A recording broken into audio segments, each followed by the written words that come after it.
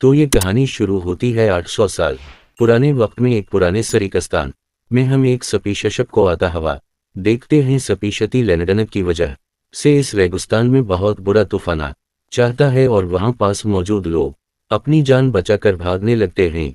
भागने वाले लोगों में एक लड़की भी थी जिसका गले का नेकलेस भागते हुए यही मिट्टी में गिर गया।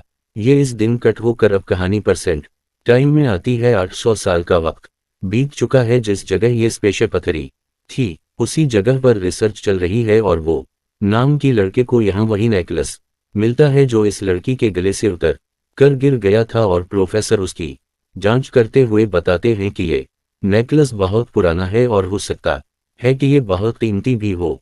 ये जानकर वो होश हो जाता है। दे वैत वहां जान का एक आदमी आता है जो कहता है कि तुम्हें यहाँ जो भी चीज मिलेगी वो तुम्हारे पास मेरी इमारत है। जिसके जवाब में वो कहता है तुम्हारी कहाँ से ये जगह चैन की है और यहाँ से हमें जो भी चीज मिलेगी वो चाइनीज हुकूमत की इमारत होगी। इस बात से चढ़कर चौनमा से चौलाहा जाता है। हमें मालूम होता है कि वो और इसके प्रोफेसर की टीम यहाँ सीट रिसर्च कर रही है और रिसर्च के बाद इन्हें मालूम हुआ कि इस जमीन के नीचे का 100 साल पहले एक लदान नाम का शहर हवा करता था। इन्हें वहां लकड़ी की कुछ टुकड़े भी मिले थे जिन्हें मिलाने पर वहां लोनान शहर का नक्शा बनता था। इस नक्शे को लड़की के नेकलेस को देखते हुए प्रोफेसर ने एक कहानी बनाई। जमीन के नीचे वो जो शहर के हालत इन्हें ये बता रही थी कि 800 साल पहले ही जरूर वहां पर कहत आया होगा और ये नेकलेस इस टाइम पे सिर्फ मौका पैदा करती थी। यानी वहां पर मोग उनकी रेलिगुस मास्टर एक लड़की थी और उसी का ये नेकलेस था। कहत पड़ने पे वो मोग इम्पल की तरफ आ गई होगी लेकिन पेड़ तूफान के देश होने पर इस की मौत हो गई। सीन कट हो पाई 5 में जाता है जहां हम उसी मुवाफ को देख रही हैं जिसके बारे में वो और इसकी टीम बात कर रहे थे। का नाम यमन था जो अपने साथी जिन के साथ तूफान से बचकर भाग रही थी। ये लोग मुश्किल से टेम्पल तक तो पहुंच जाते हैं लेकिन जिन की हालत बहुत ज्यादा खराब हो चुकी थी। हमें मालूम होता है कि जिन यहाँ चाहेगा बादशाह था लेकिन अब इसकी हालत खराब थी। वो अपनी जिंदगी की आखिरी सांस गिरा रहा था और इस दौरान वो यमन से कहता है कि मेरे भाई से बचकर रहना, वो एक अच्छा इंसान नहीं। ये कहते ही माना चाहता है और दिख में ये टेम्पल के अंदर से ले जाते हैं। वो अब गोद से परे करने लगी थी कि प्लीज गोद इस शहर को फीमन ये नहीं कहीं लगने से बचा लें। जैसे जैसे वो ब्रेक खेती जा रही थी यहाँ टेम्पल में वो जो दिए जलते जा रहे थे और अचानक टेम्पल के अंदर लगे हुए एक शीशी में से तेज रोशनी निकल दी है ऐसे जिससे वो सूरज हो और फिर एकदम से वो शीशा जमीन पे गिर गए टूट जाता है। जबीन को लगता है कि गोद इस शीशे के जरिए उसे कुछ कहना चाहते हैं जबकि सकने यहाँ से कट होकर में आ जाता है। % भी हम वो को देखते हैं वो और इसकी प्रोफेसर की टीम अब चाहे से बेर वैगत सारे पुरानी चीजों को इकट्ठा करके वापस यूनिवर्सिटी की तरफ जा रही थे। इस बात से अनजान के उनके पीछे कोई लगा हुआ है या लोग छककर इनकी ट्रेन में बैठे हुए थे जो असल भी उनके दुश्मन जान के साथ ही थे। जान दरअसल मिली हुई सारी चीजें अपने पास रखना चाहता था क्योंकि आज से 800 साल पहले ही खत्म हो चुका है और अगर आज के जमाने में कोई इसकी खोज कहता है तो गवर्नमेंट की तरफ से उसे बहुत बड़ा इनाम दिया जाएगा। शहर के सारे सबूत सारी चीजों को खुद हासिल करके जान गवर्नमेंट से मिलने वाला इनाम खुद पाना चाहता था। लिखा जाता है कि अब जून के आदमी वो को शूट करने ही वाले थे क्योंकि लो ने उनके हाथों से गल वाओ लॉन्च है का सामान बचा लिया था इससे पहले कि ये लोग वो को मार देते। एकदम से ट्रेन में बैठे हुए सारे पैसेंजर्स खड़े हो जाते हैं। उनके हाथों में पिस्तौल थी और हम लोग हुआ था कि असल में किचानस सोलहस थे जो जून के दोनों साथियों को उठाकर ट्रेन से बाहर फेंक देते हैं जिसके बाद वो अपना सामान चेक करने लगता है। जैसे ही सूटकेस खोलता है तो उसे वही मेरठ दिखाई देता है जो 800 साल पहले हमने यमन के पास देखा है। इस मिस्टर को देखते ही वो डर गया क्योंकि ये मेरा टोटा हवा था और इसे लगा शायद ही इसकी वजह से हवा है, पर वो हकीकत नहीं जानता कि ये मेरा टोटा हुआ ही था। इस मरर को वो अपने घर ले आया। बहुत कोशिश करने के बावजूद भी कोशिशान नहीं जड़ता। सीपड़ों के पास में हमें दोबारा यमन को दिखाया जाता है जो इस शीशे में देखते हुए दोबारा गार्ड से परे कर रही थी कि सब कुछ ठीक कर दे। इसके बुरे कहते ही हम देखते हैं कि इस शीशे के अंदर अजीब सा जाल होने लगा और वो शीशा खुद ब खुद जोड़ने लगा। परसेंट टाइम में उसी तरीके से वो का शीशा भी जोड़ने लगा था। वर्षा शीशे के अंदर से अब रोशनी भी निकल रही थी। एकदम से वो को किसी लड़की की आवाज आती है। वो इधर इधर देखता है, वहां तो कोई लड़की नहीं थी, उसीलिए वो डर गया। एकदम से उसकी नजर जब शीशे के ऊपर गई तो उसने वहां पे यमन को देखा। इस मिर्च के जरिए शुम वो को देख पा रही थी और वो यमन को, यानी साफ मतलब था कि इस मेरा ने दो तैमलने को जोड़ दिया था।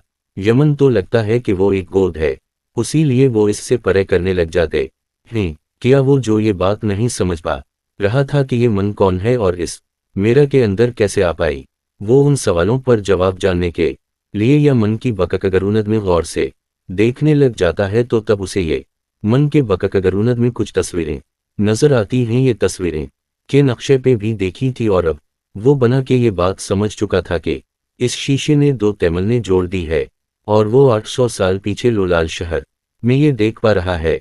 वो यमन को बताता है कि वो कोई बोध नहीं है, बल्कि एक आम इंसान है जो फ्यूचर से इससे बात कर रहा है।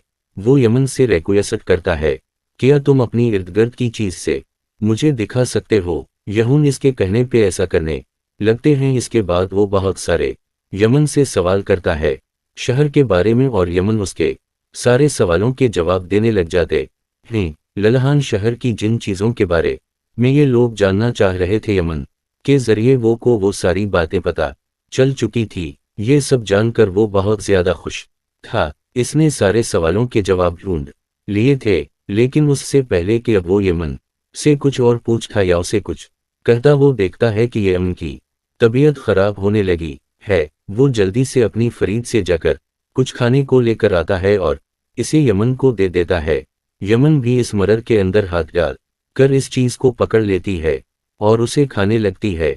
ये कहानी में बहुत मजेदार था कि मन ने अपने टाइम में ऐसी चीज कभी नहीं खाई थी। खाते हुए यमन वो से बातें करने लग जाती है और देखते ही देखते इनके दरमियान में अच्छी अंडरस्टैंडिंग हो जाती है। अब दिखाया जाता है कि थोड़े से ही अरसे में वो ने यमन की दी हुई इंफॉर्मेशन के जरिए नलहन शहर के ऊपर एक बक लिख डाली थी। इतनी बड़ी खोज करने के लिए वो को गवर्नमेंट की तरफ से बहुत इनाम भी दिया जाता है। इस जर्मनी में हम देखते हैं कि जान भी था जो वो की इस कामयाबी से काफी आराम था। इसे समझते ही आ रही थी कि वो इन्हें इतनी जल्दी और इतने सारे सच्चाइयों का कैसे पता चला लिया। वो समझ आता है कि इसके पीछे कोई दराज है। खैर हम देखते हैं कि वो अब अपने घर जाता है और इस मरर के जरिए दोबारा ये मन से कनेक्ट करता है। आज ये मन काफी उदास लिख रही थी। वो पूछता है कि यह हवा तुम्हें, जिसके जवाब में यमन बताती है कि यहाँ बहुत बड़ी तबाही आ गई है। हमारा राजा बहुत ज्यादा बुरा है। पहले यहाँ का राजा जिन हुआ करता था वो बहुत रहम दिल था, लेकिन फिर इसके भाई ने इसके साथ गद्दारी की और ये हुकूमत खुद संभाली, जिसके बाद से फिर शहर तबाही की तरफ जाता जा रहा है।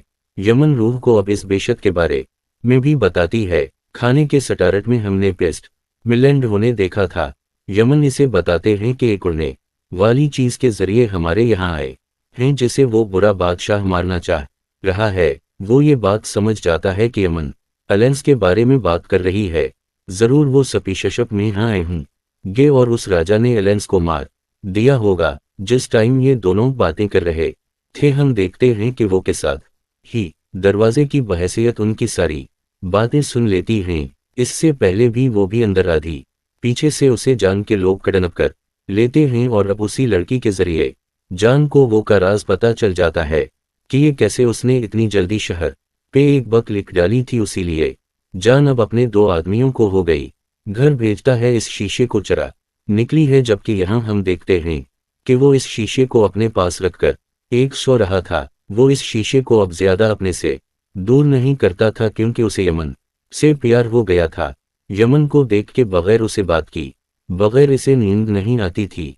इस शीशे के जरिए ही या मैं उसकी जिंदगी का एक हिस्सा बन गई थी, एक बहुत अहम हिस्सा। हर रोज रात को वो इसे एक पॉइंट सुनाता था जिससे सुने बगैर अभी हम उनको नींद ही नहीं आती थी। यमन के सोने के बाद भी कोई यमन को देखता रहता था, यहाँ तक कि अब तो उसके ख्वाबों में भी यमन ही आने लगी थी। किया दिखाया जाता है कि चुपके से जान के तो हाथ में वो के घर घुस गए, लेकिन किस्मत से वो कौन के आने का पता सुन गया और वो अपना शीशा उठाते हुए अपने कमरे के पीछे वाली खिड़की से वहां से भाग गया।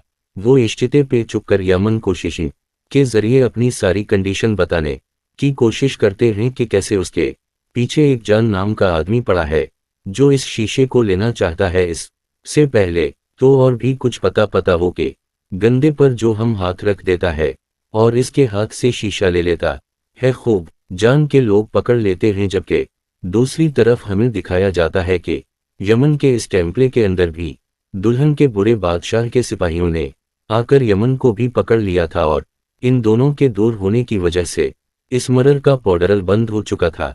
यमन को अब राजा के सामने लेकर जाना चाहता है और राजा उसे इस में की सच्चाई पूछते हैं, जिस पे ये मन तो कुछ नहीं बोलती, लेकिन इसका सिपाही बोलता है कि ये एक जादुई शीशा है, उसके जरिए हम जन्नत में भी जा सकते हैं, लेकिन इस शीशे को सिर्फ यमन ही खोल सकती है क्योंकि अब वो एक मोग है।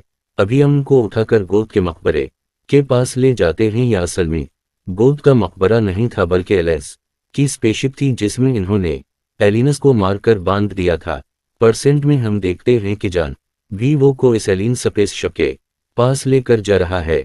वो एलिन स्पेस शिप के पास जाकर वो उसे इस शीशे का बॉर्डर खोलने को कहता है, जबकि 800 साल पीछे यमन के साथ भी यही हो रहा था।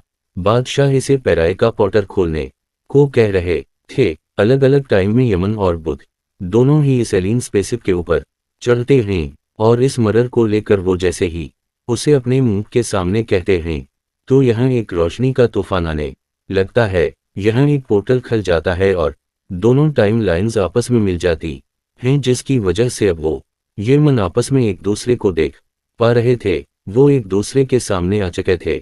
यमन उनको सामने देखते ही वो जल्दी से उसे गले लगा लेता है। यमन भी उसे देखकर इमोशनल हो चुकी थी क्योंकि यमन भी अब उसे प्यार करने लगी थी। इसके बाद वो यमन को अपने से दूर करता है और कहता है सब ठीक हो जाएगा, तुम फिक्र मत करो। जो उनको ये सब देखकर खसा जाता है और गुस्से में वो जान को गोली मार देता है। इसकी गोली मारने से ये पोर्टल बंद होने लगा था। दूसरी तरफ 800 साल पीछे यमन को भी बादशाह के सोल्जर्स ने पकड़ लिया, या वो जिसे कंधे में गोली लिखी थी इसके साथ ही इसकी जान बचाने के लिए उसे रेस्क्यू करने दी है और बंद होते पोर्टल से बाचा और उसके कई सोल्जर इस फ्यूचर की दुनिया में आ जाते हैं। दिखाया जाता है कि यमन 800 साल पीछे ही रह गई थी और बाचा की इधर आधे ही होटल बंद हो चुका था। ये बुरा राजा जान से पूछता है कि या यही जन्नत है? जान कहता है हाँ यही जन्नत है और मैं तुम्हारा खुदा हूँ। ये